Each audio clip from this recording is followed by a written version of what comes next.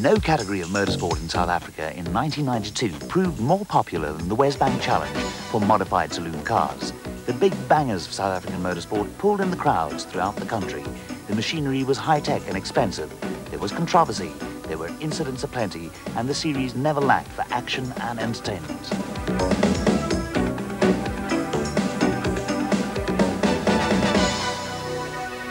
We've had very good racing in all classes, and I don't see any need for changing the rules for next year at all. Very good. The season kicked off at Kyalami early in February. The Midrand circuit still had the look of a construction site, with work pushing ahead for the Yellow Pages South African Grand Prix just a month away. Cyril van der Merwe gave the Sasol Ford team victory in the opening heat, and then the heavens opened and played into the hands of the Audi cars, driven by Chris Aberdein and reigning Wesbank champion Terry Moss.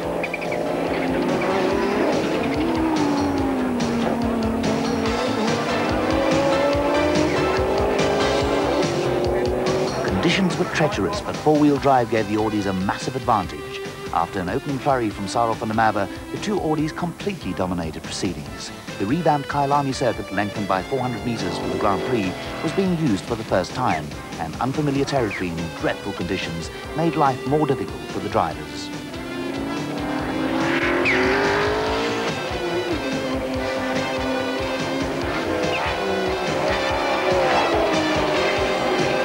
With the two Audis dominant, the major focus was on a tremendous battle for third between Cyril van der Merwe and Ben Morgenrood. Van der Merwe is a master in wet, but there are few more determined drivers around than Morgenrood.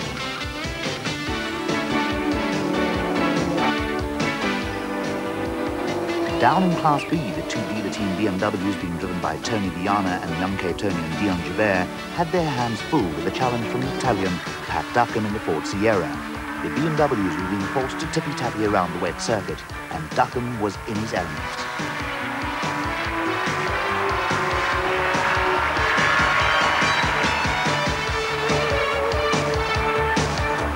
The Van der Merwe-Morgenrood scrap continued to grab the attention, with both drivers skating around the surface. It is the most popular formula, without doubt, and I can only see it going and getting better. This is what the public wants to see. They want to see cars with horsepower. They want to see cars that make a noise. They want to see cars that have a lot of top end. They want to see the blood and guts. In his eagerness to get to grips with Van der Merwe, Morgenrood was having an adventurous outing in the Mazda 323. While that battle was in progress, Chris Aberdein in the Bosal Audi was slowly closing in on teammate Terry Moss in the Minolta car. After lapping Class D leader Richard Sorensen in the Volkswagen Golf, Aberdein was moving in for the kill.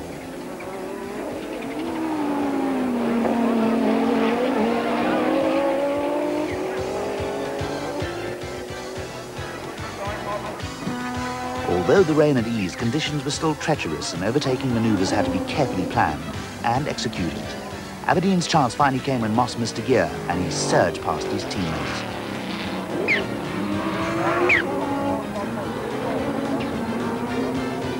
There is no more aggressive driver in the country than Terry Moss, but with race distance rapidly running out and conditions still difficult, the Port Elizabeth driver had little chance of making up the leeway, and Aberdein coasted to victory.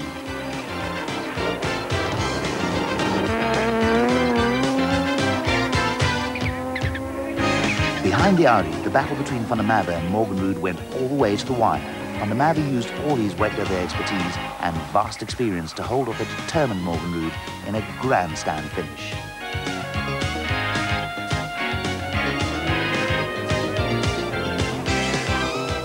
The Drivers' Championship after the opening round at Kyalami gave an early indication that it was going to be a closely fought season. On the manufacturer's side, there was a good start for Volkswagen.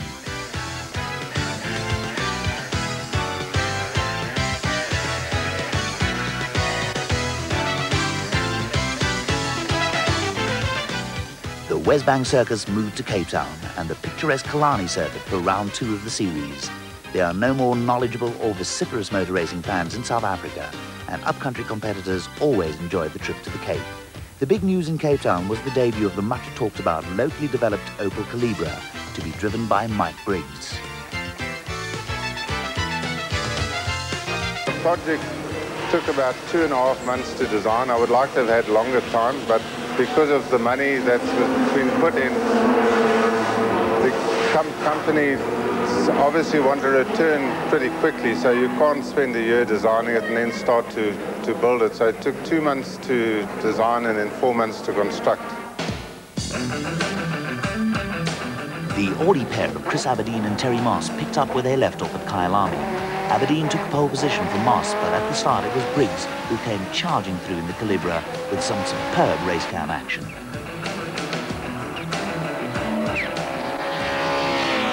The Audis were out in front as they came steaming down the main straight for the first time. The Calibra was right there with them, but there were problems up ahead for young Briggs.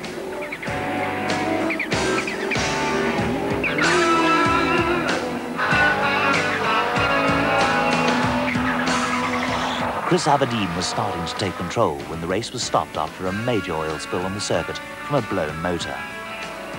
Aberdein and the Bosal Audi led the cars away on the restart amidst a curtain of dust from cement thrown down to soak up the oil. Aberdein quickly took control once again and coasted to his second successive victory.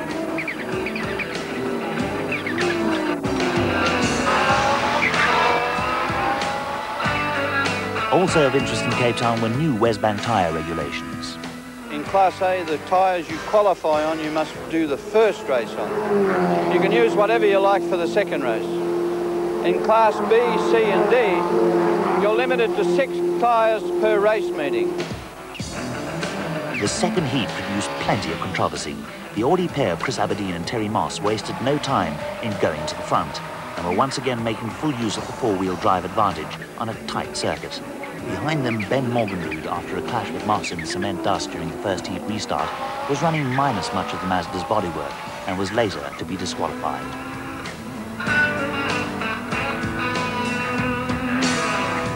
Sarel van der Merwe's day ended with turbo failure. Chris Aberdein also found himself a victim of mechanical gremlins, with the Audi slowing dramatically and headed for retirement.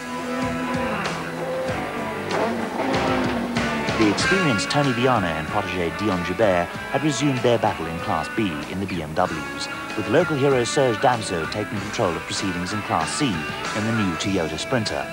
Richard Sorensen was again in charge of Class D in the Volkswagen Golf, with Terry Moss scoring his first win of the season.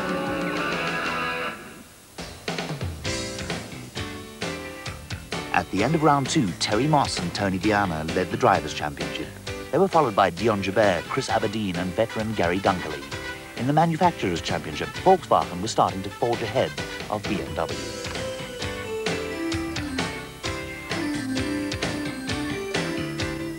Next up on the Wesbank calendar was a trip to the Goldfields Raceway, halfway between Velkom and Woodendalsrus, for round 3 of the championship.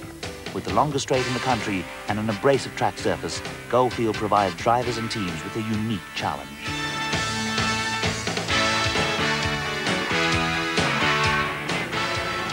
Sarel van der Merwe put the Sassel Ford Sapphire in pole position, with the race cam mounted on Chris Aberdeen's Bosal Audi providing a bird's eye view of a race driver settling down to business in a very noisy office. The Class A Big Bangers touch speeds of 300 kilometers an hour down the Goldfield Straight. It is no place for the faint of heart.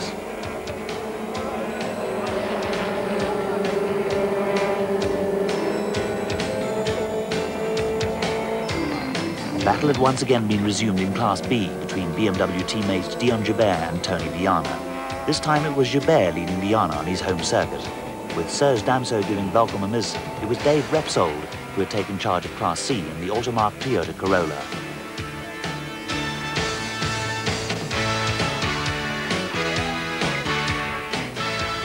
Mechanical problems reared their ugly head where Sarel van der Merwe was concerned. I think it's the turbo that went. Just lost all boost. And it ended up being slower than a City Golf. Supervan was not amused, but out on the circuit all the going was well for race leader Terry Moss in the Minolta Audi. Teammate Chris Aberdein was not so fortunate. I've been talking about this for a long time. We've got to try and get the Class E cars and the SO cars in a different race because the differential makes it too dangerous for the guys to pass. Aberdeen's clash with the slower Class D car sparked a controversy that was to last all season. While a disgruntled Aberdein headed for the pits, teammate Terry Moss was on the way to a comfortable victory in the Minolta Audi. Between heats, there was frantic activity in the BMW pits, with mechanics changing the engine in Tony Viana's car.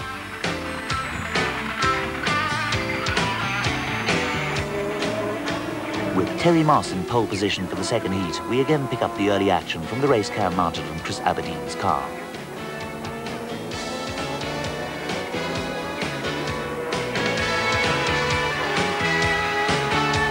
Moss quickly jumped into an early lead, but behind the Class A cars, Dion Joubert and Tony Viana were at it once again in the BMWs in Class B. Viana was trying all he knew to get past the young Cape Tonian.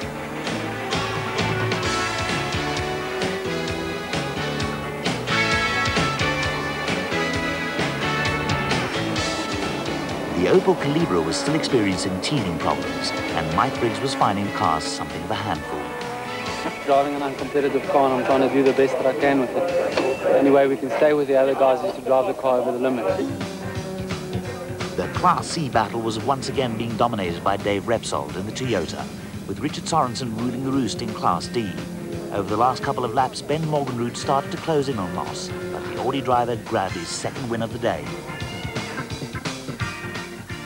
After his 2 wins in Velcom, Terry Moss had opened up a slight cushion over Dion Joubert and Tony Viana in the Drivers' Championship. Chris Aberdein was also in the running, but had ground to make up. In the Manufacturers' Championship, BMW had closed the gap on Volkswagen, with a good battle developing between Audi and Toyota. Rounds 4 and 5 of the Wesbank Challenge were held at the Midvaal Circuit and Elders Grabanti in Port Elizabeth. Then it was back to the reef for the 6th round at the Swartkop track just outside Pretoria.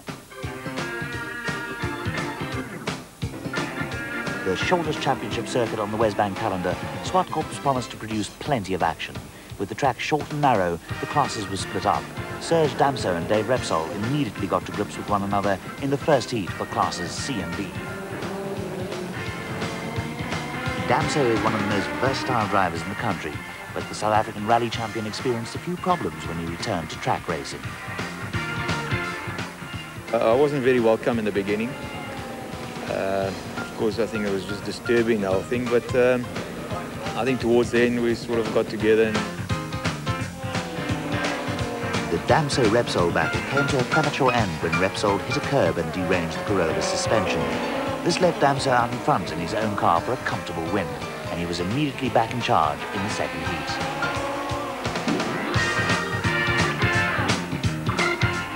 Damso and the dealer team sprinter always had the legs in Keith Carr in the Volkswagen Golf, George Besaidnote in the aging Nissan Sentra, and veteran Richie Jutta in the BMW. Cape Tonian Steve Wyndham had taken control of Class D in the Automark Toyota Corolla, but was later to be disqualified for a technical infringement. Richard Sorensen was leading the challenge from the other Class D frontrunners, where some close racing had developed.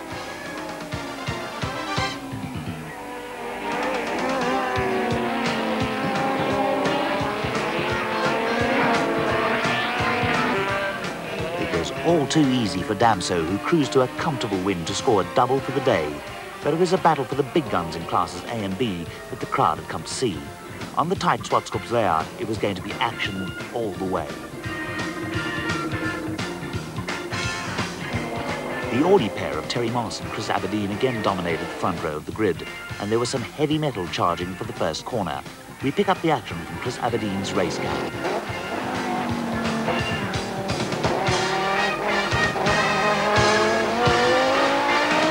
On the short and narrow Swartkop track, the Audis again had a huge advantage via their four-wheel drive. Aberdein was soon in front of Cyril van der Merwe and the rear-wheel drive Ford, and set off after teammate Moss, who was hard at work.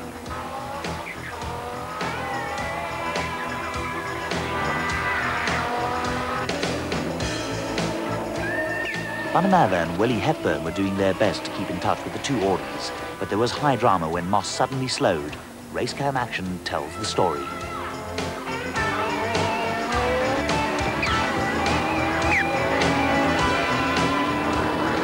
Moss managed to get going again, but not before Van der Merwe and Hepburn had sailed past. Now the Audi driver had a chase on his hands.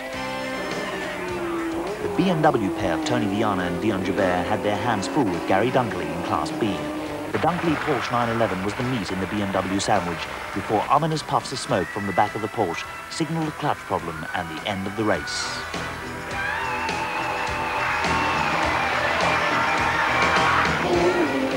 Terry Mast now had the bit between his teeth in the Rothmans Audi.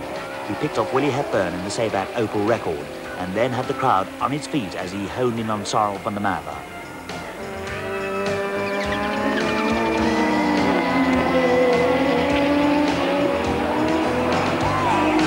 The Audi made short work of the fall. Teammate Chris Aberdein took the checkered flag and Moss had an explanation for his earlier problem. I think probably a small electrical fault. I flicked the switches and it got going again. And I had a nice chase, which I think everyone wanted to see. The second heat saw the Audis on the front row of the grid once again, with poleman Chris Aberdein upstaged by teammate Moss. The race cam tells the story as Moss storms past on the outside.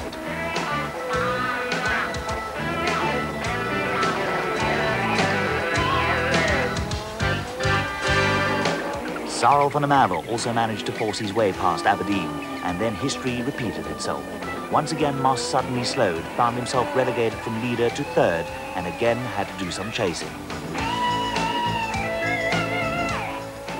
With no Gary Dunkley to worry about, the Tony Viana and Dion Joubert BMWs were having matters all their own way in Class B. There was an anxious moment for Chris Aberdein when Sarel van der Merwe missed a gear. It called for swift, evasive action from Aberdein, but also gave Moss the opportunity to move up to second place.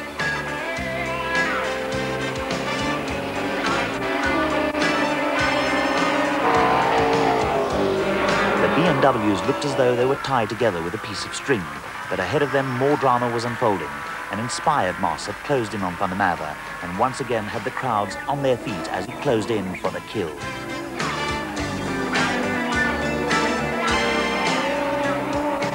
Making full use of the Audi's four-wheel drive superiority, Moss dived in on the outside of the Sassel Ford and was back in front after a tremendous drive. In a high-speed dash for the line, van der Merwe held up Aberdein to snatch second place.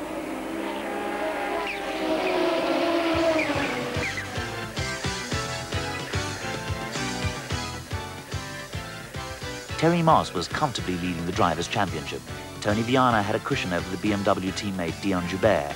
Chris Aberdein and Sarel van der Merwe made up the top five, with BMW and Volkswagen comfortably ahead of Toyota in the manufacturer's standings. The Wesbank Challenge reached the halfway stage with the Yellow Pages Winter Challenge meeting at Kyalami. The season was at a stage when every point was now crucial for championship challenges. Terry Moss did his hopes no good with a crash during practice that ruled him out on the Rothmans Audi on race day.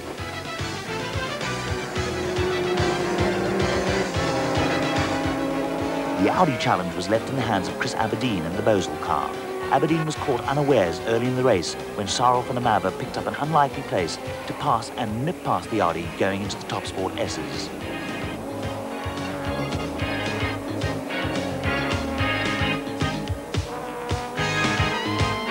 Mike Briggs in the Opel Calibra and Ben Morgenrud in the Mazda 323 were locked in a tremendous tussle in the battle for third and fourth.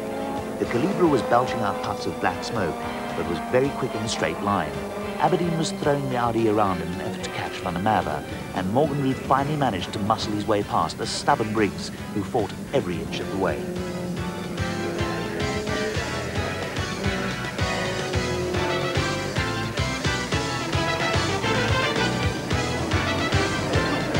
Down in Class D, it was Richard Sorensen versus Steve Corner, with the controversy over the slower cars still raging. The best we can possibly do is just to show the Class A cars which way to go when they're coming up behind you. But if they do something rash, there's nothing we can really do to avoid a collision. But it happens, you know, it's racing. And with cars going so fast compared to the Class D cars, which are much slower, incidents like that are bound to happen. Heat 2 saw Sarel van der Merwe in pole position, with Chris Aberdein struggling with a turbo problem that saw him drop a place to Mike Briggs early.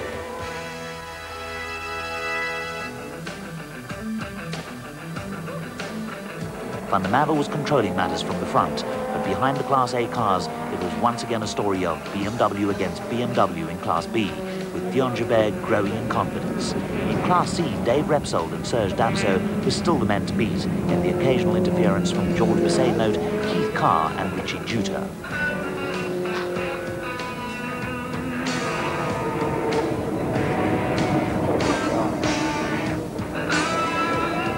Dion Joubert eventually broke away in Class B, but up ahead there was drama. Morgan Rood and Van der Merwe touched in the Top Sport S's, and the unfortunate Mike Briggs was given the fright of his life.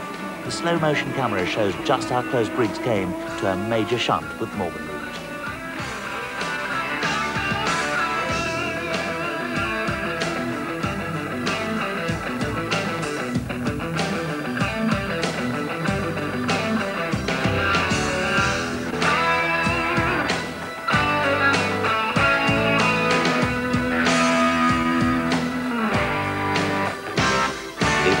Wake-up time for Briggs, and if that wasn't close, we give up.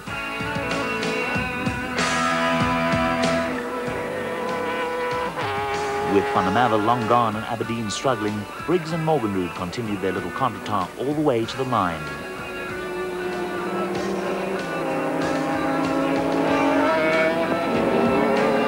Briggs just made it in the Calibra's best outing so far, but Van der Merwe drove away with a double for the day. On the championship front, it was a disaster for Terry Moss, who was relegated to third place behind Tony Viana and Dion Joubert in the drivers' standings. In the manufacturers' championship, Volkswagen was still chasing BMW with Toyota in third place.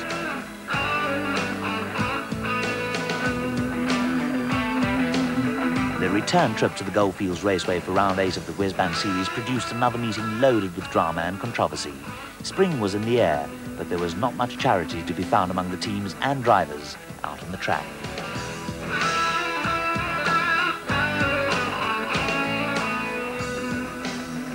The atmosphere appeared to be relaxed, but there were some fired-up drivers on the grid. Then Morgan Rood put the Mazda 323 on pole position for the first heat, and it did not take long for drama to unfold.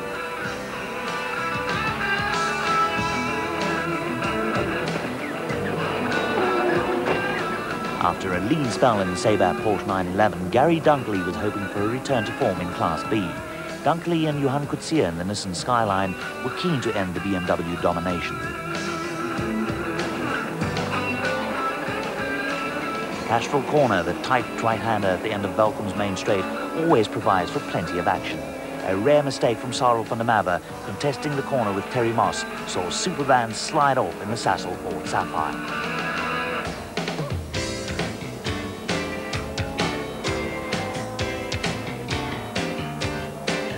Down in Class B, Johan Coetzee was the meat in the BMW sandwich with Dion Joubert out in front. Ben Morgan Rood was in the lead and going like a train in the Mazda when he too was the victim of an error of judgment.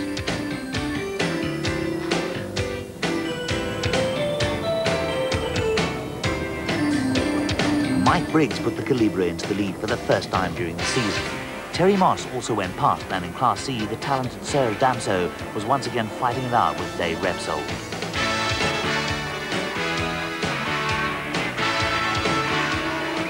Another Capetonian, Steve Windham, was at the head of Class D field.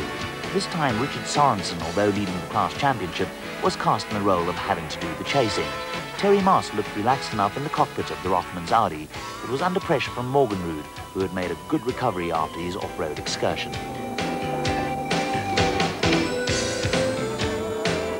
Morgan Rood was not to be denied his first win of the season, and then grabbed the early lead in the second heat that will long be remembered.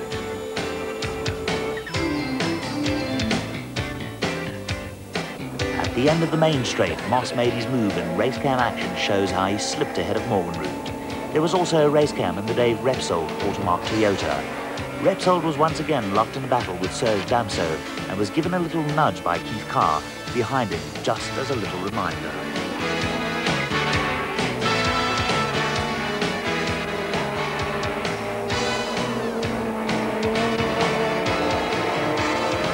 Dion Joubert and Tony Viana were at it again in the dealer team BMW 535s, with Johan Coetzee putting pressure on the VMs. Being a race driver can be hard work.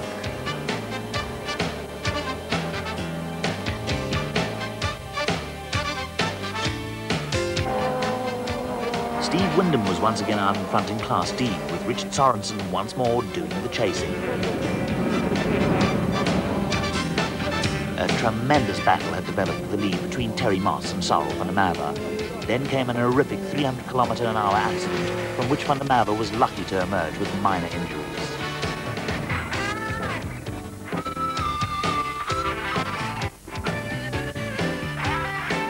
we take another look at the incident through the race cam mounted in Moss's car.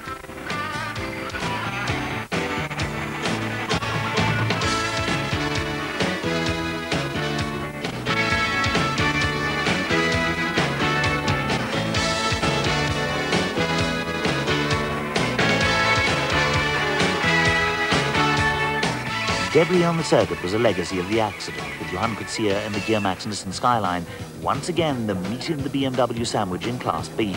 In Class C, the battle was still raging between Serge Damso and Dave Repsold, with Damso having to pull out all the stops to stay ahead of his arch-rival.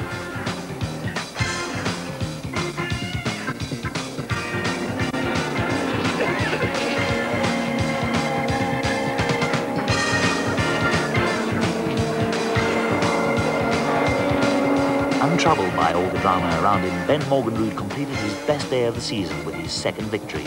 He was followed to the checkered flag by Mike Briggs in the Opel Calibra.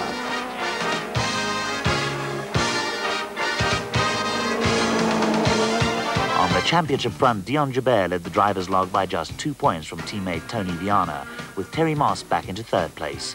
BMW were leading the Manufacturers' Championship, but were under severe pressure from Toyota and Volkswagen.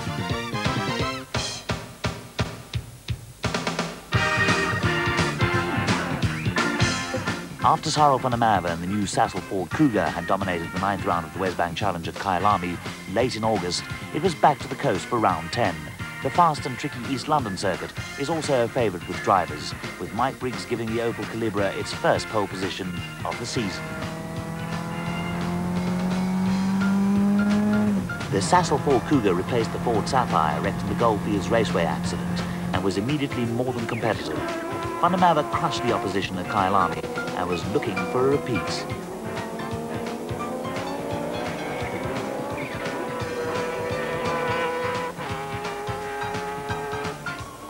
It didn't take Van der Merwe long to make his move. Racecam action shows how he steamed past the Terry Moss Rothmans Audi and set off after Briggs.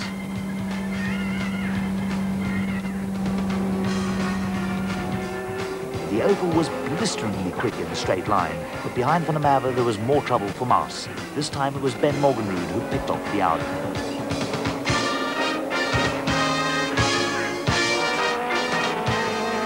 Apart from his 2 wins at Velcom, it had not been a happy season for Morgenrud, but he was really trying this time out.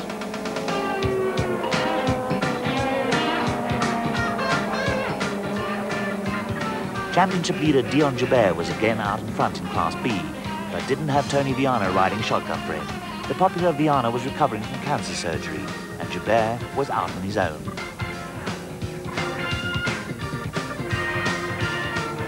There was drama up front when Van der Merwe came through ahead of Briggs. The Opel Calibra had once again shot its bolt and was heading for retirement. Class D championship leader Richard Sorensen was once again having to contend with Steve Wyndham. Although nowhere as quick as the Class A and Class B cars, the Class D brigade were involved in a war of their own, with no holes barred. It may look like a drive through the park, but the Class D cars were capable of speeds in excess of 200 kilometers an hour.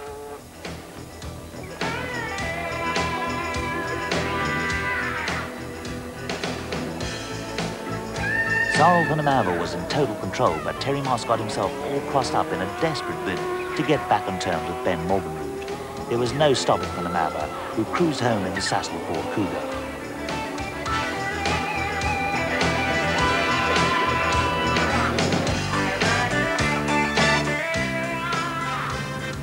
Three wins in 3 races with the new car was a feather in the Ford cap. With Van der Merwe in pole position for the start of the second heat, Terry Moss was hoping to put an end to the Ford Cougar's string of successes and needed to boost his championship chances.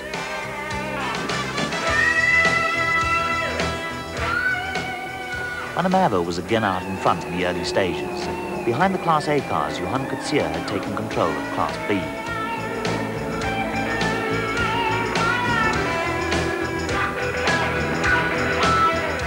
Championship leader Dion Joubert was battling with engine problems, but needed to soldier on and gather in precious points.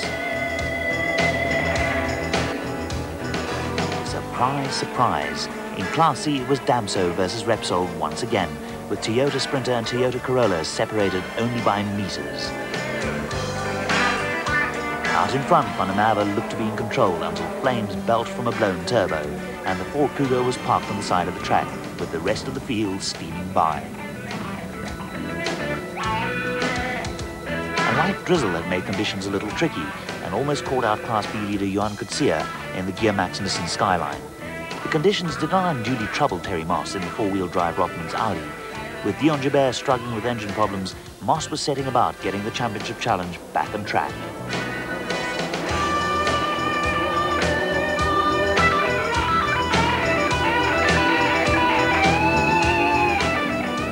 Moss came home to take his 7th victory of the season. More important from his point of view was that he was back in the championship race. Although with only 2 rounds remaining, Dion Joubert still held the upper hand.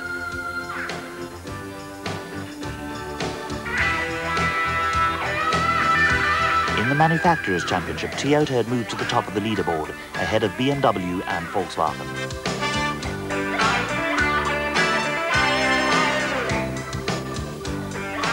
The fairest cape of them all and Kalani were the setting for the penultimate round of the Wesbank Challenge. Once again it was to be a meeting packed with drama. Sadly, Tony Viano was once again missing, but was not forgotten by his fellow competitors. The meeting also saw the debut of the Audi SP4 in the hands of former world sports car champion Hans Stuck. I would say it's pretty high, you know, especially with guys like Sarah van der Merwe in the car, Terry Moss, Chris Aberdein, Ben Morgenroth. Those are all tough guys you could fit easily into European racing series, and they'd be right there. There's no doubt about this. Just that in Europe we have more competitive drivers, which makes it a better field. But the standard of racing, the standard of the technique you'd have down here is much more higher than you would expect it to be. Chris Aberdein put the Bosal Audi in pole position. As the man in pole position, Aberdein controlled the pace of the start. When the lights turned to green, an awful lot of horsepower was unleashed as the cars streamed into the first corner.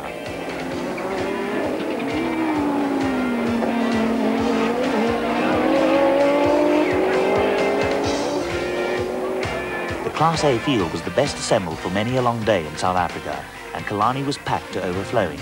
In the early stages, it was Aberdein leading from Stuck, with everyone else in hot pursuit of the Audis.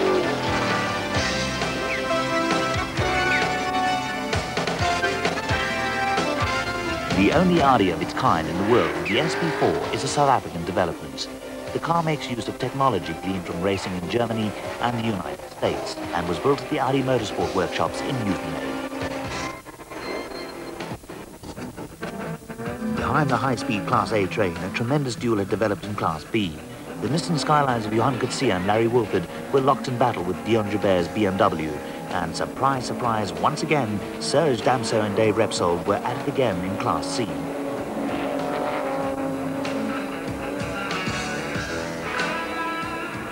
Repsol and Damso were side by side down the main straight, and the race cam from Damso's car supplies all the action.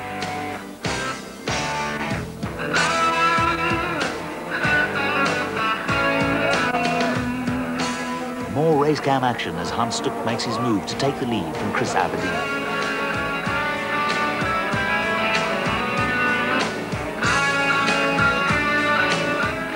While Stuck blasted his way into the lead, there were anxious faces in the Ford pit.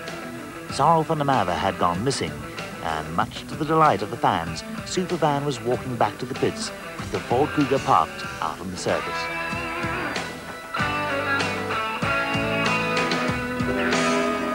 Back to the race cam and a bird's eye view as Terry Moss tangled with Class D backmarker Neil Dunnacliff. Moss got going again, but the Audi suspension was a little deranged. The incident robbed Audi of a clean sweep, with Ben Morgenroth overhauling the stricken Rothmans car. There was consolation enough for Audi, with Stuck giving the SP4 a maiden victory first time out, followed by Aberdein in the Bosal car.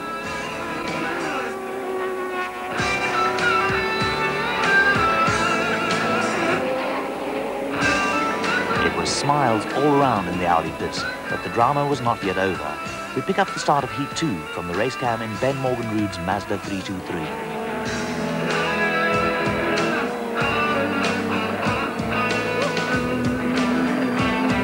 Hans Stuck led Chris Aberdein into the first corner with a huge field trailing behind the Audis and the rest of the Class A cars. Morgenroth dropped a place early on when Terry Moss went past. But worse was to come with the Mazda 323 headed for retirement with engine trouble.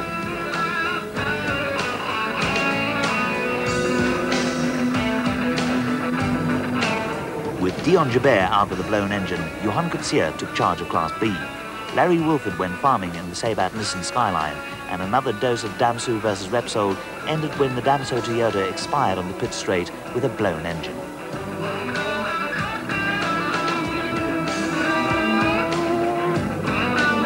Out in front, Stuck had opened up a commanding lead and was being chased by Moss and Aberdein when the Class A versus Class D controversy reared its head again. Moss and Aberdein went either side of Richard Sorensen, with Aberdein clipping the curb and ripping out the underbelly of the Bosal car. What followed was mayhem, with cars sliding around all over the place on the Audi's oil.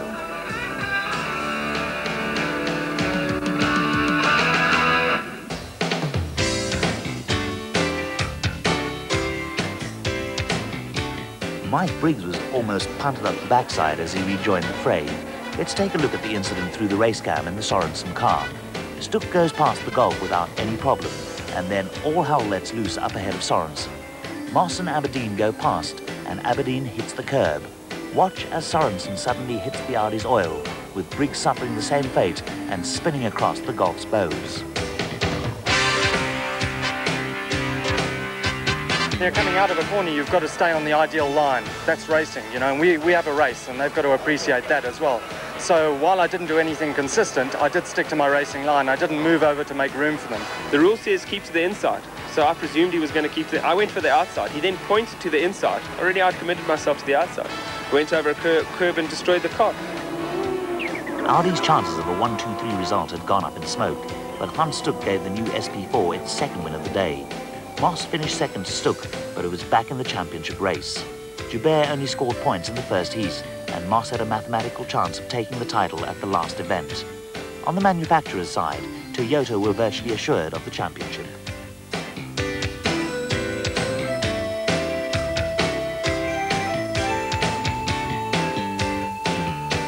The curtain came down on the Wesbank Challenge at the Yellow Pages Summer Challenge meeting at Kyalami on October the 31st. The championship was a straight fight between Dion Joubert and Terry Moss, with Audi fielding 4 cars for Moss, Chris Aberdein, Graham Duxbury and Hans Stuck. As it was, it turned out to be a day of disaster for the Moss and the Audi team. For Sarel van der Merwe, 2 wins completed a satisfactory season for the veteran superstar. We've won as many as anybody else. I think I've won 7 and 30 as well up to now. But we've had more mechanical problems than other people, and I was also taken out by the Audis more than other people. 2 sensible drives in the BMW 535 clinched the overall Wesbank title for Dion Joubert.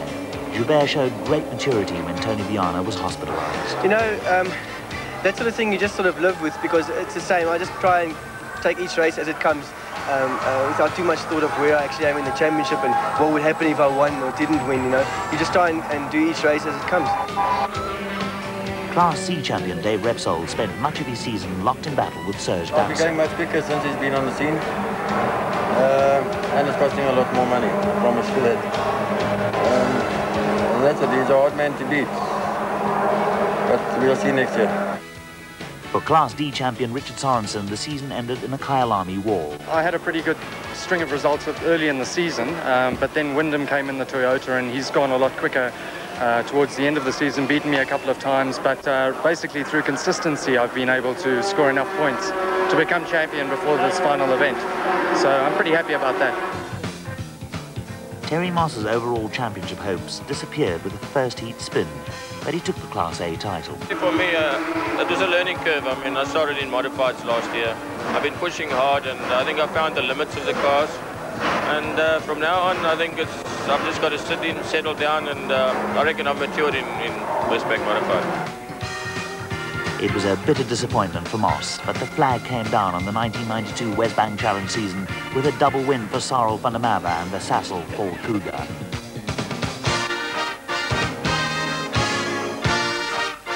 A triumph for overall championship winner Dion Joubert, who finished 18 points ahead of Terry Moss.